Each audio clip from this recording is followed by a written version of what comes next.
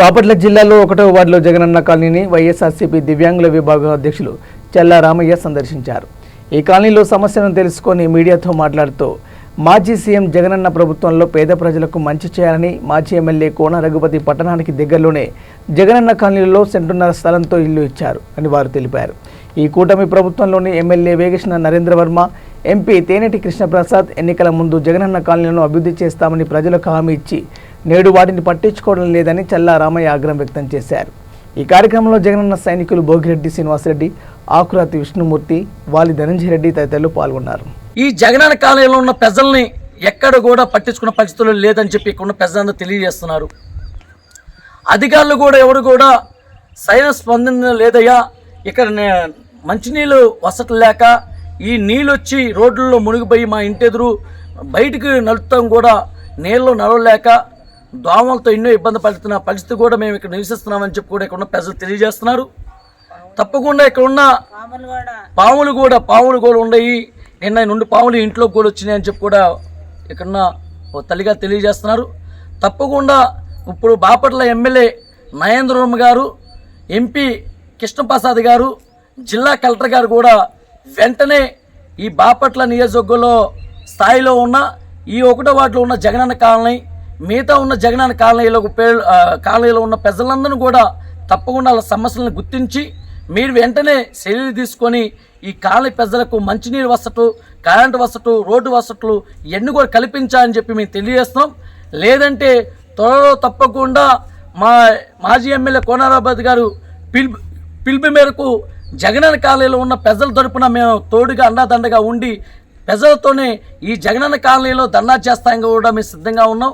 ఈ కూటమి ప్రభుత్వం కూడా గతంలో రోడ్డు వసతులు కల్పిస్తాము, మంచిటి వసతులు కల్పిస్తాము అని ఎన్నో హామీలు ఇచ్చిన ఈ కూటమి ప్రభుత్వంలో ఉన్న ఎమ్మెల్యేలు, ఎంపీలు, అధికారులు ఎందుకు సరైన స్పందన లేదని చెప్పేది మాకు అర్థం కావట్లేదు.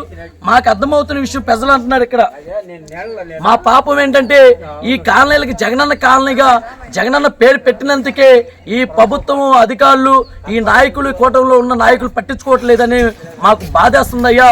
జగనన్నే కదా ఈరోజు మాకు పేద వర్గాలకు ఇంటి స్థలాలు ఇచ్చింది, జగనన్న ద్వారా కదా ఈరోజు నివసిస్తున్న మేమందరం కూడా. ఈరోజు ప్రభుత్వం మారింది, ప్రభుత్వం మారి 5 నెలలు అవుతున్నా కూడా మమ్మల్ని సరిగా పట్టించుకోవట్లేదు. సరైన మమ్మల్ని పలగించే అధికారులు కూడా ఇక్కడ ఎవరు లేరు. గతంలో ఈ కూటమిలో గెలిచిన ఎమ్మెల్యేలు, ఎంపీలు కూడా గతంలో మేము ఎలక్షన్ ముందుగా వచ్చి మాకు ఓట్లు వేయండి, మేము జగనన్న కాలనీలో మీ అందరికి కూడా తప్పకుండా మేము అధికారంలోకి వస్తే మీకు వసతులు కల్పిస్తామని చెప్పిన ఎమ్మెల్యేలు, ఎంపీలు ఇప్పటి వరకు మళ్ళీ జగనన్న కాలనీలో మమ్మల్ని వచ్చి ఒక్కళ్ళని కూడా వచ్చి పలకించే పరిస్థితి లేదు. త్వరలో ఈ విషయాలను వెంటనే మా సమస్య పరిశీలించకపోతే కాలనీ ప్రజలందరూ కూడా జగనన్న కాలనీలోనే ధర్నాలు చేస్తానికి కూడా సిద్ధంగా ఉన్నామని చెప్పి తెలియజేస్తున్నాము.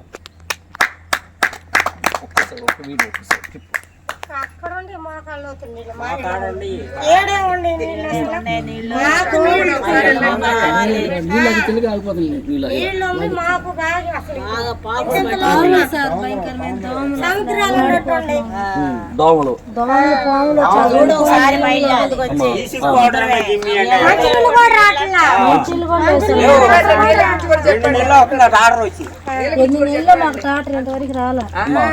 నుంచి ఇక్కడికి వాటర్ ట్యాంకీ రావట్లేదు. 8 నెలల నుంచి మంచి ట్యాంకీ రావట్లేదని ఇప్పుడే ఇక్కడున్న అక్క చెల్లెళ్ళు కూడా తెలియజేస్తున్నారు. ఎంత బాధగా ఉన్నదంటే ఈ రోజున బాపట్లలో ఇంత దగ్గరగా ఉన్న జగనన్న పట్టణంలో ఇంత దగ్గరగా ఉన్న కాలనీలోకి ఇక్కడున్న ప్రజల్ని ఎందుకు గుర్తించట్లేదు ఈ కూటమి ప్రభుత్వం, అధికారులు, నాయకులు అని చెప్పి చాలా బాధాకర విషయం లాగా ఉన్నది. ఇది సరిగా 8 నెలల నుంచి మంచినీటి ట్యాంక్ కూడా రాకుండా మంచినీళ్ళు వసతులు లేని పరిస్థితిలో ఇక్కడున్న కుటుంబాలు ఈరోజు తప్పకుండా ఈ కూటమి ప్రభుత్వంలో ఉన్న అధికారులు, నాయకులు స్పందించాలని చెప్పి తెలియజేస్తున్నాము.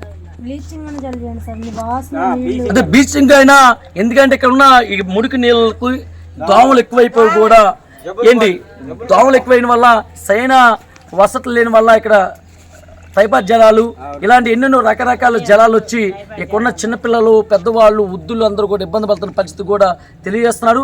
అధికారులు వెంటనే స్పందించాలని చెప్పి మేము తెలియజేస్తున్నాము.